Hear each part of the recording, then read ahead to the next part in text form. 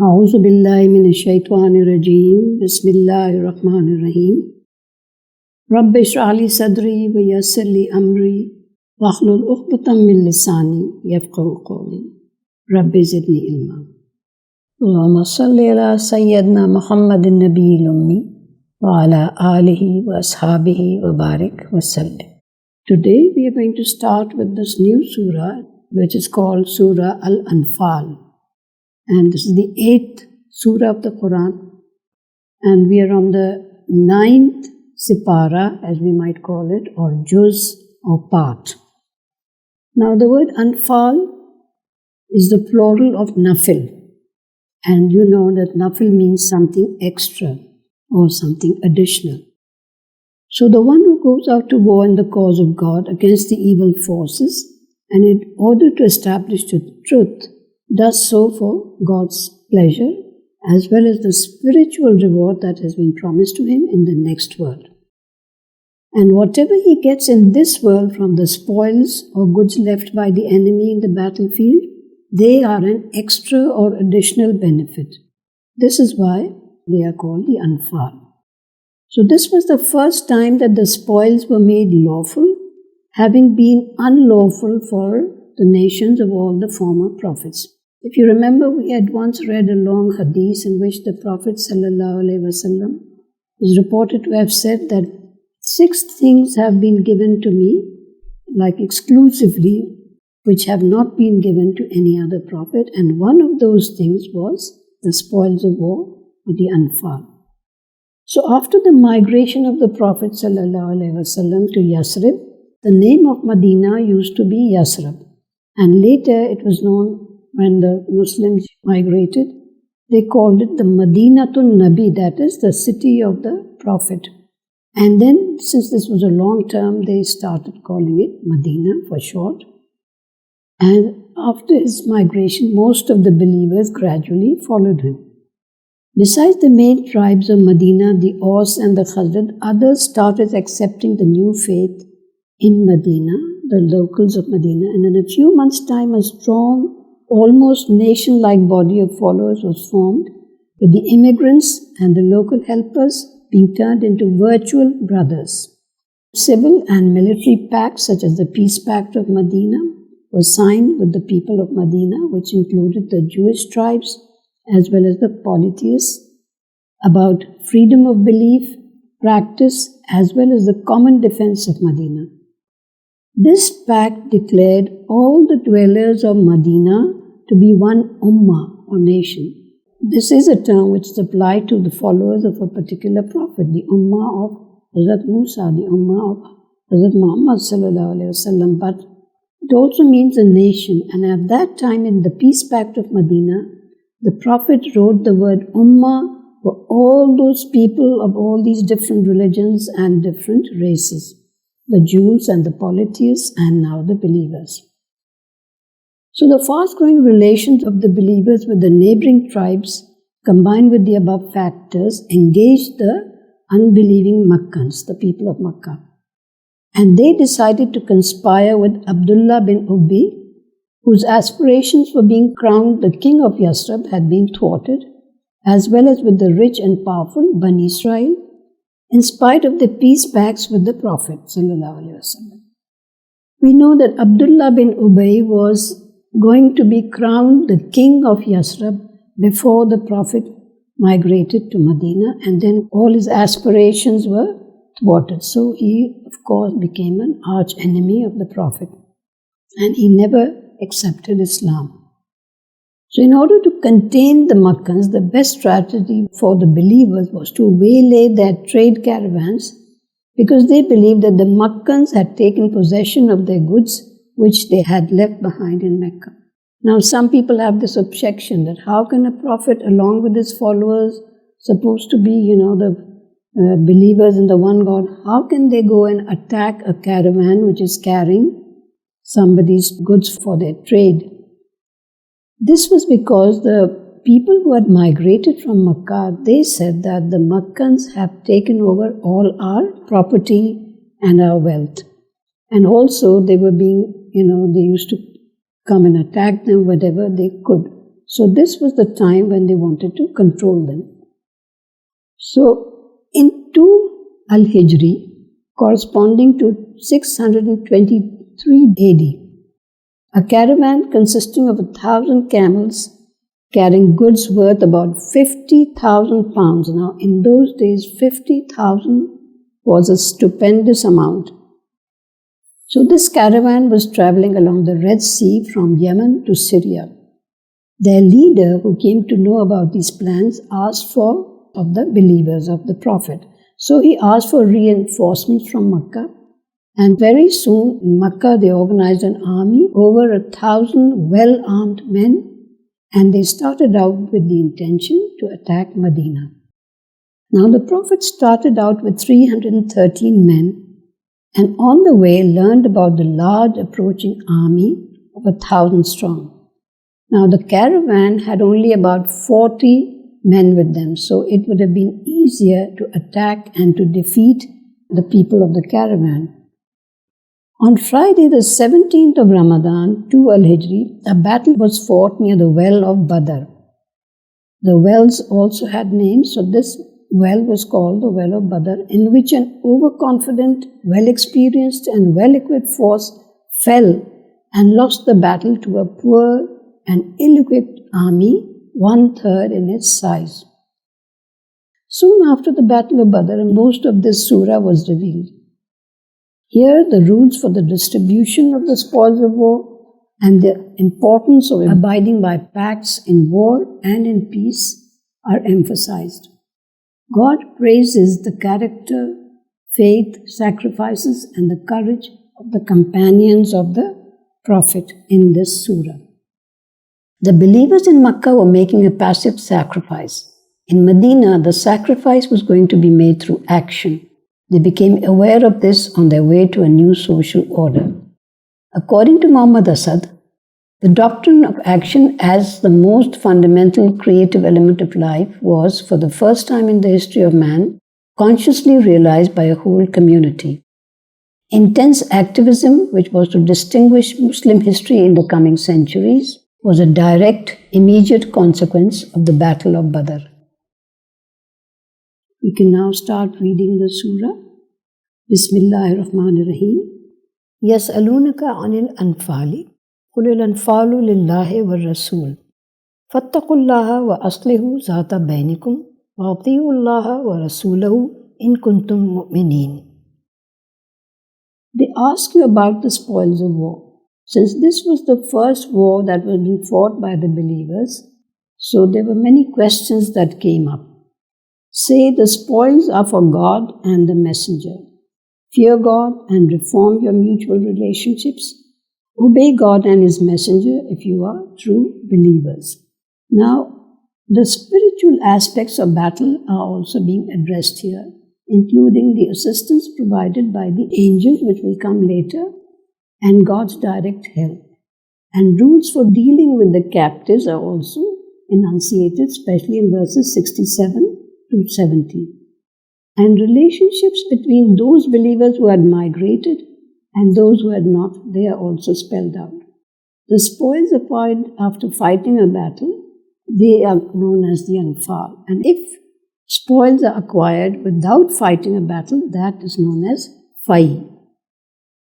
As we said, Anfaal means additional or something that is in excess, and this is because the benefits of fighting in the cause of God are spiritual. That is, if one becomes a martyr or a shaheed, then he has a very high spiritual position. But besides that, Anfaal means additional material gain that you are getting in this world by fighting in a war in the cause of God. So they ask you about the spoils of war, say the spoils are for God and the messenger. Why are they for God and the messenger? We'll just learn that. Fear God and reform your mutual relationships. Obey God and His messenger if you are true believers. You see, during this Battle of Badr, there was some disagreement among the believers because they sort of got divided into 3 groups, and when the Makkans retreated, some believers chased them away for quite a distance. So they did not worry about the spoils of war. They were more interested in chasing away the enemy so that the war would become decisive. But there were some other believers who busied themselves in collecting the spoils and also in guarding the spoils. And there was a third group which was guarding the Prophet. And Qatada ibn Naim, I think his name was, he was also a very devoted follower of the Prophet, and he was guarding the Prophet with his head, so that whenever he saw that an arrow was coming, he put his head in front of that arrow so that the Prophet would not be hurt. And in the process, one arrow hit his eye and his eye came out and he held it with his hand. And then there is all this long description of how the Prophet put it back and it became okay later on. So since these people were arguing about the spoils of war, about the Anfaal, therefore, this verse was revealed and it is said the spoils are for God and the messenger. So that means, of course, God is not going to come out and directly distribute the spoils, but He has allowed the messenger to do that, and the messenger knows who deserves what. So that means there is no need to argue about it. Eradicate all the discord that has developed. Fear God and reform your mutual relationships. That means the believers are supposed to be always on one platform. They should not be arguing about these material things. And the believer is also supposed to willingly accept whatever he gets as this extra benefit, remembering the rights of his other brothers in faith. And also the primary purpose of fighting a war is to fight it in the cause of God and not for the material benefits. Even if you don't get any material benefits, even then you have acquired spiritual benefits and the pleasure of God. إنما المؤمنون الذين إذا ذكر الله وجلت قلوبهم وإذا تليت عليهم آياته زادتهم إيمانا وعلى ربهم يتوكلون. The true believers are the ones whose hearts fill up with reverential fear when mention is made of God. When the verses of God are recited to them, their faith is increased and they place their full trust in their Lord. Now here begins the definition of the true believers, a description of the true believers, and this is supposed to be, these verses are supposed to be the most important passage of the surah. I think 2, 3 and 4 mostly mention the true believers. Now firstly we should try to understand who is a true believer. Mu'minun is the word which has been described as the true believer. And then who is a Muslim and who is a mu'min? A Muslim is one who has accepted the faith. He says, all right, I think this is the best faith and I want to follow it. So he recites at the hands of the Prophet in those days or whoever is helping him, he recites the Kalma Shahada and he becomes a Muslim. But just doing that is not enough. You see, again and again in the Quran we come across the words, sorry, I forgot the exact words, but anyway, those who believe and who perform good deeds. This is what I was trying to say, that it is not enough to just become a Muslim, to come to believe, but to also to understand what the faith is all about and to really believe in all the injunctions that are being given to us and then to try to follow them completely. So even in one of the surahs in the Quran, I don't remember which one, it is said, the Prophet is being addressed, say to the Bedouin, the people who dwelt in the desert, say to them that you have become Muslim, but you have not become Mu'min. So Muslim is the first step actually, and Mu'min is the final step. And Mu'min is the one whose whole personality is now drenched in this faith, and he can think of nothing else, like he doesn't commit any deeds, he doesn't say a word, he doesn't do anything which does not conform to this faith. And he keeps on trying to understand it more and more deeply so that he becomes fully entrenched in it. So here we are getting a definition or a description of the true believers, that is of the Mu'minun. So, innamal mu'minuna allazina idha zukirallahu wajilat qulubuhum. They are the ones, when mention is made of God, zukirallahu, when mention is made of God, their hearts fill up with reverential fear. So the fear is not just like being afraid of a cruel person or something like that. It's with great reverence, with honoring God, and also with love when mention is made of God. This is their first quality. And then when the verses of God are recited to them, their faith is increased. So when they hear the Quran being recited, they feel the faith in their heart. Their faith is increased. And then the third thing they do is they place their full trust in their Lord. Yatawakkalun, they have tawakkul or full trust in their Lord. So they do not have to worry. Even if something terrible is happening to them, they know that God is watching over them and God is going to help them out of that situation. Allazina yuqimuna salata wa mimma razaqnahum yunfiqun. So here are some more qualities of the mu'minun. Those who establish prayer, yuqimuna salata. And also I'd like to point out once again that the Quran never says recite your prayers. It says yuqimuna salata. That means to establish prayer. And establishing prayer means to do it with all its conditions. For example, it should be the right time. One should be in a state of known as ceremonial purity, and one should be facing in the direction of the Qibla. Of course, if it's a new place and one doesn't know, then one is forgiven. You can pray in whichever direction you feel like. And also the place should not be damp or wet, because anything that is damp can also be dirty or impure. And the prayers have to be said regularly, not just say it when you feel like it.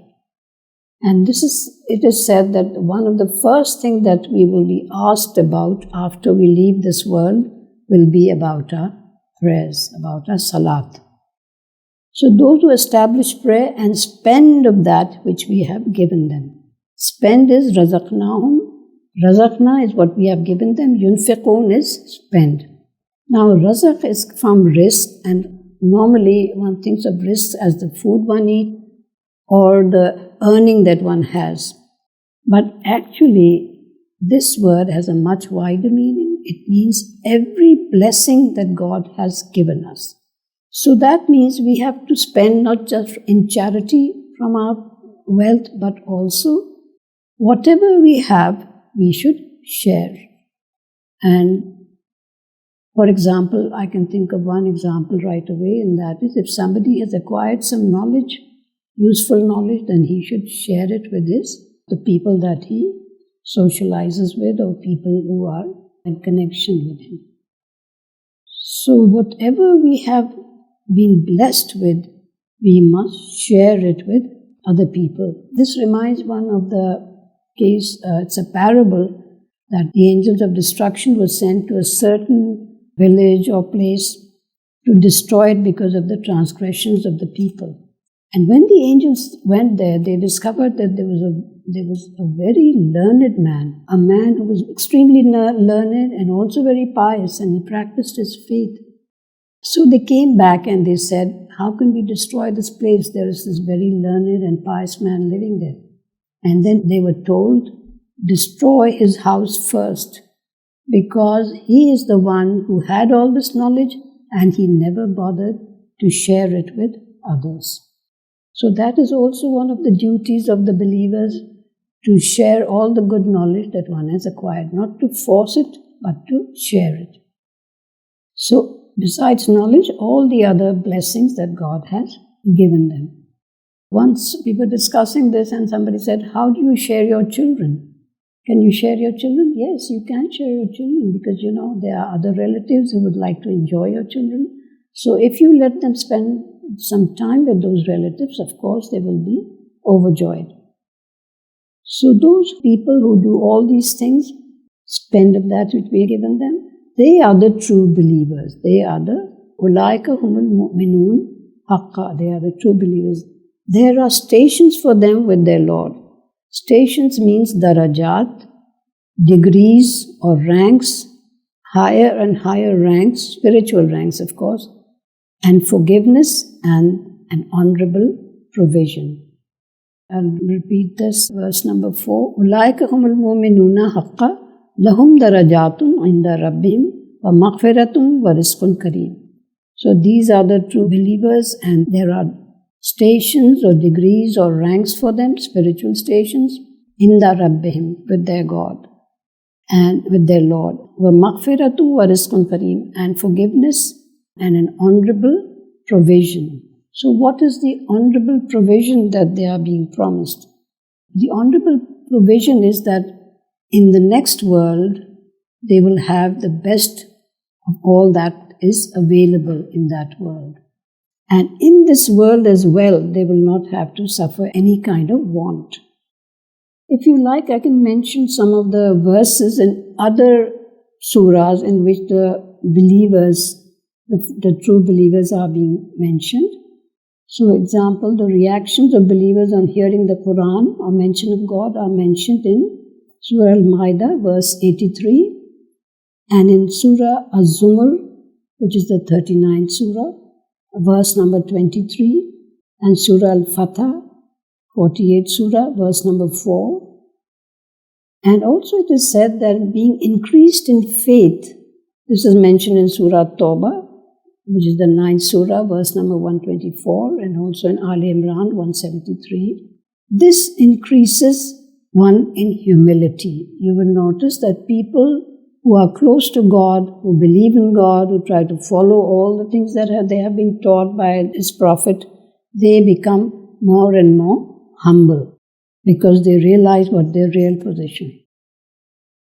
The question is, if we are promised honorable provision, risk, which in this case we might say it's the food that we have, the question is, why did Prophet Muhammad have such meager provisions in his house, and why did he not always have a full meal or an excellent meal?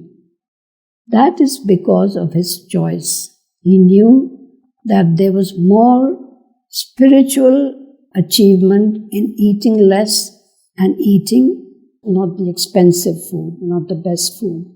So this was by choice, not that he was suffering. Now we are on verse number 5.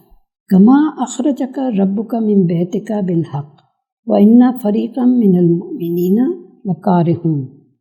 When your Lord sent you out from your home for the true cause, a group of the believers was not inclined to it. This is because when the believers learned that now we are not going to have this pleasure of fighting just 40 men with a huge caravan or goods worth 50,000 pounds, then some of them were, they did not agree to going in, it was like, they thought it was like suicide. To fight an army of 1,000 men, that is more than 3 times their size, and they were all well equipped with arms for the battle. And the believers were not well equipped because they did not know that they were going to fight a real war. But the majority, then the Prophet, it is said that, he stopped at a place and he asked for their opinion. It was his method to always consult his people, even sometimes consulted his wives in the matter of state. And in this case, he consulted his companions, and the majority of them declared that they would follow the Prophet wherever he led them. Their belief was so strong. So Abu Sufyan was the leader of the caravan returning from Syria, and they were returning to Makkah. And since the Prophet had, we already said this, had decided to waylay it, that is, to attack it in the middle of their journey, Abu Sufyan had sent for help from Makkah, and the force of this well-armed army met the Muslim army at Badr, and just 313 men to fight more than 1,000 men of the unbelievers. So this is why this verse number 6 says that they were disagreeing with you about the truth after it had been made clear to them, as if they were being driven to a visible death. So some of them were really scared. يُجَادِلُونَكَ فِي الْحَقِّ بَعْدَمَا تَبَيَّنَ كَأَنَّمَا يُسَاقُونَ إِلَى الْمَوْتِ وَهُمْ يَنْظُرُونَ. They were disagreeing with you about the truth after it had been made clear to them, as if they were being driven to a visible death. Alright, now we are on verse number 7. وَإِذْ يَعِدُكُمُ اللَّهُ إِحْدَى الطَّائِفَتَيْنِ أَنَّهَا لَكُمْ وَتَوَدُّونَ أَنَّ غَيْرَ ذَاتِ الشَّوْكَةِ تَكُونُ لَكُمْ وَيُرِيدُ اللَّهُ أَنْ يُحِقَّ الْحَقَّ بِكَلِمَاتِهِ وَيَقْطَعَ دَابِرَ الْكَافِرِينَ.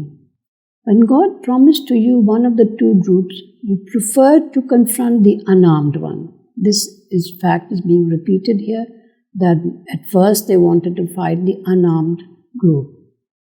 God wanted to confirm the truth by His words and to destroy the enemies to the roots. So it was in God's wisdom, they were supposed to fight this big army, well-armed army, so that everyone in that region would realize that this little force of unarmed men is a force to be reckoned with. They cannot be trifled with. This word here, Anna Ghaira Zati Shokate. Shoka means sharp weapons or anything that is sharp or sharp weapons. And these people had no sharp weapons, but the big army had sharp weapons. And God wanted to reveal or confirm the truth by His words. What was the truth? The truth was that if you believe in God and you fight in His cause, then you are not afraid of anyone and you can defeat the biggest enemy. And by His word, and to destroy the enemies to the roots. This is a kind of a prediction for the future, that the unbelievers will be destroyed to the roots, and they were in Makkah after some time, Almost everyone accepted Islam at the time of the conquest of Makkah. The conquest of Makkah is something, there was no fighting in that war, and they just sort of retreated because by that time they had realized the strength of these believers. Verse number 8. لَيُحِقُّ الْحَقَّ وَيُبْطِلُ الْبَاطِلَ وَلَوْ كَرِهَ الْمُجْرِمُونَ. So that the truth is made manifest and falsehood is falsified, even though the criminals might not appreciate it. يُحِقُّ الْحَقَّ وَيُبْطِلُ الْبَاطِلَ. That means so that the truth becomes clear and the truth is established or the truth is verified, that what is actually the truth. And those who will believing in the batil, that will also be falsified. It will become clear that this is not the right path. Now here some commentators have said that the use of force is justified when falsehood is scheming against the truth. So you're not supposed to go and attack somebody unjustly, but the use of force is justified when falsehood is scheming against the truth. And also some commentators have said that the plundering the caravan would not help Prophet ﷺ's cause. This would only bring them material benefit. And at Badr, the victory shattered the confidence of the enemy and paved the way for the ultimate triumph of Islam in Arabia. إِسْتَسْتَغِيثُونَ رَبَّكُمْ فَاسْتَجَابَ لَكُمْ أَنِّي مُمِدُّكُمْ بِالْأَلْفِ مِنَ الْمَلَائِكَةِ مُرْدِفِينَ. When you were appealing to your Lord, He heard you and said, Indeed, I am about to help you with 1,000 angels coming down in group after group.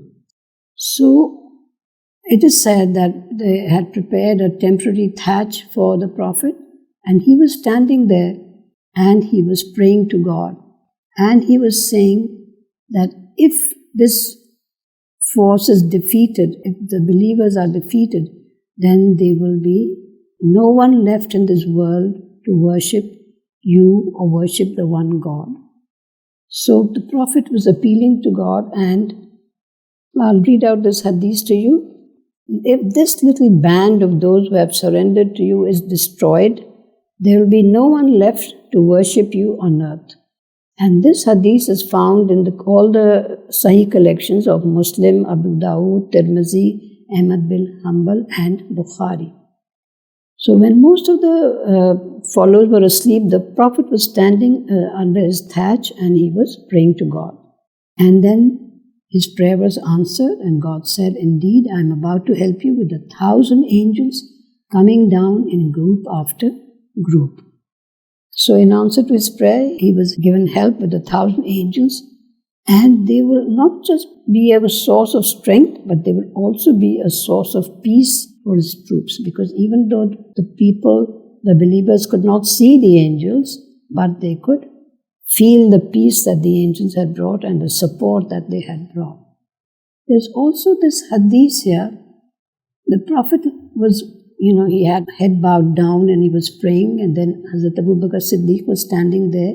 And then the Prophet lifted up his head and said, "This is Jibreel with a yellow turban between the earth and the sky, holding on to the reins of his horse," meaning ready to enter the battlefield. He was just ready to enter at the first command. وَمَا جَعَلَهُ اللَّهُ إِلَّا بُشْرًا وَلِتَطْمَئِنَّ بِهِ قُلُوبُكُمْ وَمَا النَّصْرُ إِلَّا مِنْ عِنْدِ اللَّهِ إِنَّ اللَّهَ عَزِيزٌ حَكِيمٌ. This was nothing but good news so that your hearts would be at peace. There can be no help except from God, for God is the powerful, the wise. That is, the news of the coming down of the angels was so that the believers would gain strength, like spiritual strength and moral strength, and to give them the good news that they would be victorious. إِذْ يُغَشِّكُمُ النُّعَاسَ أَمَنَةً مِّنْهُ وَيُنَزِّلُ عَلَيْكُم مِّنَ السَّمَاءِ مَاءً لِيُطَهِّرَكُم بِهِ وَيُذْهِبَ عَنكُم رِجْزَ الشَّيْطَانِ وَلِيَرْبِطَ عَلَى قُلُوبِكُمْ وَيُثَبِّتَ بِهِ الْأَقْدَامَ.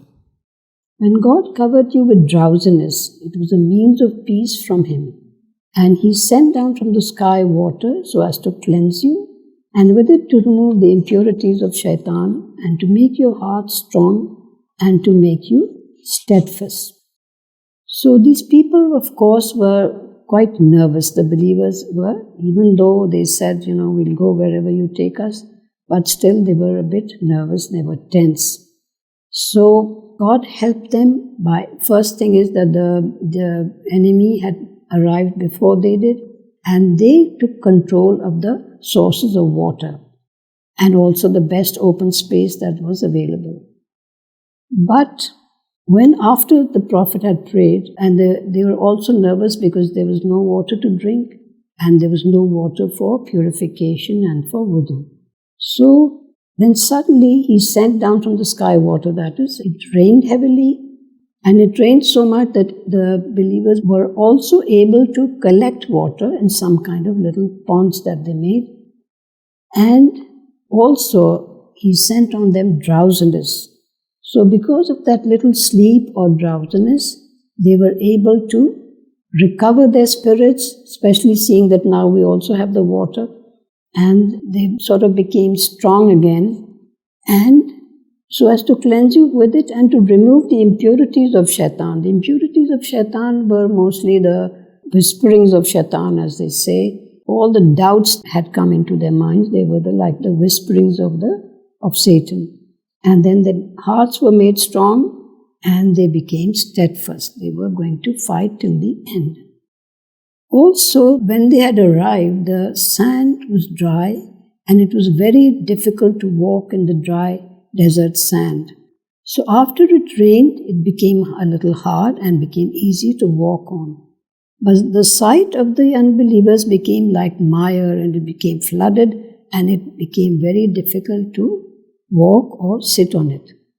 Now this drowsiness, of course, renewed their energy and their morale, and the fear of the enemy completely left them. This is why they were able to fight bravely. Now here it is said He sent down water from the sky, water so as to cleanse you. Cleansing is here both in the physical sense that now they could wash themselves and they could do wudu and perform, their prayers, as well as in the spiritual sense of being rid of all the doubts about the mission, so they were cleansed.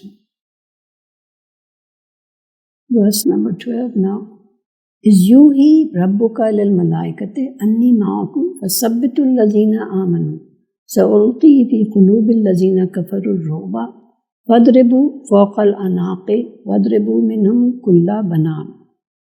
Recall when God revealed to the angels, "Indeed, I am with you, so make the believers steadfast. I will overawe the unbelievers by you, so smite them on their necks and smite them at every joint. Now, if you remember that same hadith that I had referred to just a little while ago, in which the Prophet said that 6 things have been given to me, which have not been given to anyone, any other prophet or his nation. And one of the things we said was spoils, and the another thing was awe, that even from a distance of several miles, if people knew that the Prophet was coming with his followers, they would be overawed, they would be scared. I will overawe the unbelievers. And also, recall when God revealed to the angels, indeed I am with you, so make the believers steadfast. Now, many commentators have unnecessarily argued about this. Some say that this is addressed to the believers. Some say it is addressed to the angels. But I think it's quite clear here. When God revealed to the angels, so where is the doubt? And it is said, I am with you, so make the believers steadfast. So the angels are being asked to use all the things that they know, all the methods they know, by which they can make the believers steadfast. And I will overawe the unbelievers by you. Because of the angels, they will be overawed. So smite them on their necks and smite them at every joint. That means the angels are told to attack the unbelievers with great force. Kulla banan means every joint.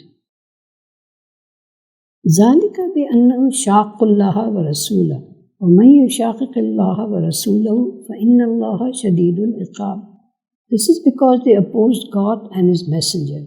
To the one who opposes God and His Messenger, God is severe in punishment. So what is because they oppose God and His Messenger? Because for 14 years the unbelievers had been opposing the Messenger, and by that, of course, it means that they were opposing God. And of course, they were persecuting the believers. So now it is the turn of the believers, and of course God is going to punish the unbelievers and they will be dishonored, and it is the turn of the believers to be honored and to take their revenge. ذَلِكُمْ فَذُوقُوهُ وَأَنَّ لِلْكَافِرِينَ عَذَابَ النَّارِ. This is the punishment, so taste it. Besides this, there is the punishment of the fire. So the retribution in this world is the dishonoring and being defeated by a small force, and then this is not all, the punishment of the fire also awaits them. Now it is also said that if, maybe we have discussed this point earlier, that if the believers had been defeated in the Battle of Badr, then that would mean that they would be utterly annihilated, they would be wiped out. And since they were not wiped out, this was a turning point in the survival of Islam, and many people after that joined the believers. They became followers of the Prophet. Ya ayyuhallazina amanu idza laqitumul lazina kafaru zafan fala tuwalluhumul adbar. O believers, when you confront the unbelievers in battle, do not run away, turning your backs to them. Now this little statement is a law actually, it has become a law. Do not run away. Once you have entered the battlefield, do not run away from the battlefield, because that means it has been declared to be Akbarul Kabair. That means the most major of the major sins. Something is mentioned here in the next verse, which has happened earlier. وَمَنْ يُوَلِّهِمْ يَوْمَئِذٍ دُبُرَهُ إِلَّا مُتَحَرِّفًا لِقِتَالٍ أَوْ مُتَحَيِّزًا إِلَى فِئَةٍ فَقَدْ بَاءَ بِغَضَبٍ مِّنَ اللَّهِ وَمَأْوَاهُ جَهَنَّمُ وَبِئْسَ الْمَصِيرُ. The one who turns his back to them on that day, except as a matter of strategy or returning to his group, he will be deserving of God's wrath, and his abode will be hell. What an evil place to reach. So this is being explained further, that you can turn your back on the enemy if you are just changing your position, or if you're supposed to go and join the other group, and if that is what they order, then it's okay to turn your back to the enemy, but not to turn your back in meaning to run away from the battlefield, to flee from the battlefield. So that is a strategy, that you can turn your back to the enemy only if you are doing it for a purpose, but not to run away. فَلَمْ تَقْتُلُوهُمْ وَلَكِنَّ اللَّهَ قَتَلَهُمْ وَمَا رَمَيْتَ إِذْ رَمَيْتَ وَلَكِنَّ اللَّهَ رَمَى وَلِيُبْلِيَ الْمُؤْمِنِينَ مِنْهُ بَلَاءً حَسَنًا إِنَّ اللَّهَ سَمِيعٌ عَلِيمٌ. You did not kill them, but God killed them. And you did not throw dust when you threw it, but God threw it, so as to grant His favor on the believers, the best of favors. Indeed, God is the ever-hearing, the ever-knowing. Now, this is about the same time when the Prophet was standing at night, or maybe the next day, I'm not sure, but he picked up a handful of sand and he threw it in the direction of the enemy. And they say that this entered the eyes of each and every one of the unbelievers, and they were, of course, became very unsettled, and then after that they could not fight the way they had planned to. It's very difficult to understand. If a normal person had picked up some sand and thrown it in the direction of the enemy, it would be quite a distance, How did the dust travel to such a long distance? And how did it reach each and one of those 1,000 men? This was a miracle, actually. And here God says, you did not kill them, but God killed them. And you did not throw dust when you threw it, but God threw it, so as to grant His favor on the believers, the best of favors. Because this is something that no man could have accomplished, and Allama Razi also says this. And also because those who were killed, death comes from God. Even if a person tries to kill another person, but if God does not will it to be so, then that person will be saved. So death is also an act of God and cannot be accomplished by human beings by themselves. It's also said that these things are being said so that the believers would not become proud and vain and not start thinking, no end of themselves, and think that they are now God's chosen people and they can do whatever they want to do and they will still be successful. This is not so. They have to be extremely careful. In fact, it's said that one has to be in a constant state of fear and hope with regard to God, because you have to fear that you're not doing anything wrong, and you have the hope that when you do something right, then you will be rewarded. ذَلِكُمْ وَأَنَّ اللَّهَ مُوهِنُ كَيْدِ الْكَافِرِينَ. This is how it is, and God is about to weaken the schemes of the unbelievers. إِن تَسْتَفْتِهُ فَقَدْ جَاءَكُمُ الْفَتْحُ وَإِن تَنْتَهُوا فَهُوَ خَيْرٌ لَكُمْ وَإِن تَعُودُوا نَعُدْ وَلَنْ تُغْنِيَ عَنْكُمْ فِئَتُكُمْ شَيْئًا وَلَوْ كَثُرَتْ وَأَنَّ اللَّهَ مَعَ الْمُؤْمِنِينَ. If you wanted the judgment has come to you. If you desist, it will be better for you. But if you insist, we will also insist, that is, on punishing you. Of no benefit will be your forces, no matter how large. Indeed, God is with the believers. Now, some commentators think that this is addressed to the disbelievers, and others say that this is addressed to the believers because they were given the victory and warned against conduct regarding their spoils, because they were arguing or quarreling over the spoils. And the third view is that the first sentence is addressed to the believers, and this sentence, if you desist, this is addressed to the unbelievers. So it's addressed to both. And these unbelievers are being told that they should desist from hostility towards the Prophet ﷺ. And also the return here, if you insist or if you return, then we will also insist. That means God is saying that if you insist on, or if you keep coming back to this position of being hostile to the Prophet, then God can also return and punish you again. So we know now that once somebody has entered the battlefield, then he has to be steadfast and fight till the end. And we know that there are many major sins. Once I picked up a book from a library which said major sins, and I thought they would be maybe 10, 20 or so. major sins, but there were hundreds of major sins. But in most commentaries, you find about a list of 10 to 12 sins which are labeled as being major. And running away from the battlefield is one of the most major of the major sins. Of course, the very most major of the major sins is shirk, that is believing in more than one God. But besides that, running away from the battlefield is also a very major sin. And it is also related that before coming out of Makkah, the unbelievers also believed in the Kaaba and they also believed in Allah. They used to take the name of Allah.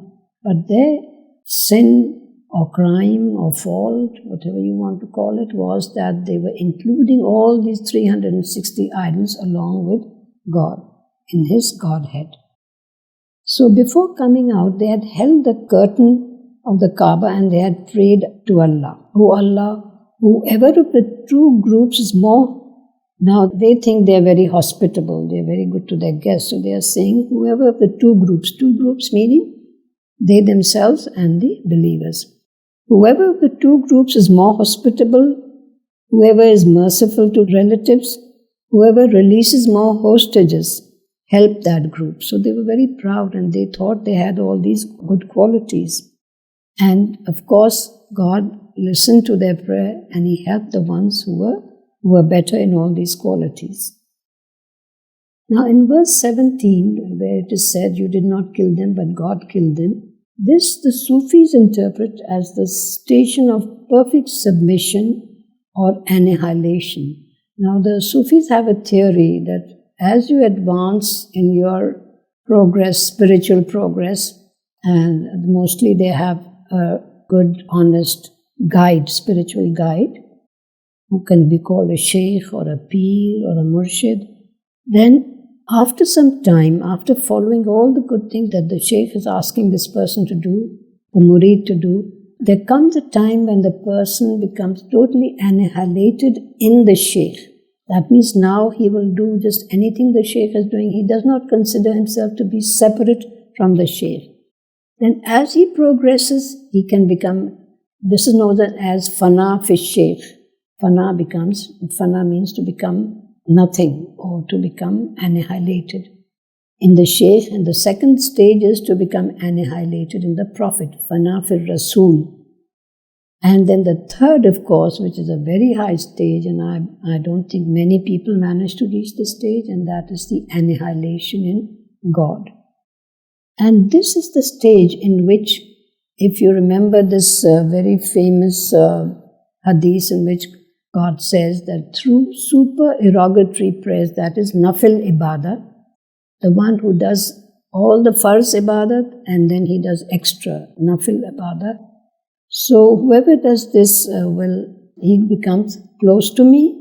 And sometimes people become so close to God that God says that I become His hand with which He strikes or whatever He does. And I become His eyes through which He sees, and I become His ears through which He hears.